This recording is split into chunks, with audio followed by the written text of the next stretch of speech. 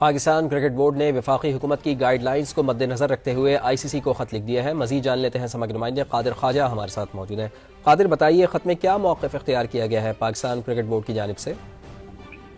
जी बिल्कुल, Pakistan cricket board ने वफाकी हुकूमत की गाइडलाइंस को मद्देनजर रखते हुए ICC को खत लिख दिया है। ICC ने एक हफ्ता कबल जो है वो पाकिस्तान क्रिकेट बोर्ड को ईमेल के जरिया ईमेल जो है वो आगाह कर दिया था कि भारतीय टीम चैंपियंस ट्रॉफी के लिए पाकिस्तान नहीं आएगी। लेकिन उसके बाद जो है वो वफाकी हुकूमत ने काफी हद तक जो है वो एक सख्त बयानिया और सख्त मौकफ अपनाया था कि भारतीय टीम अगर पाकिस्तान नहीं आती तो पाकिस्तान की टीम भी भारत के साथ आइंदा किसी टूर्नामेंट में कोई मैच नहीं खेलेगी।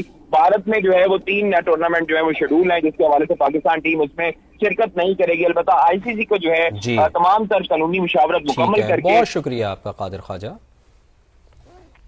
कादिर, बताइए खत में क्या मौक़िफ़ इख्तियार किया गया है पाकिस्तान क्रिकेट बोर्ड की जानिब से?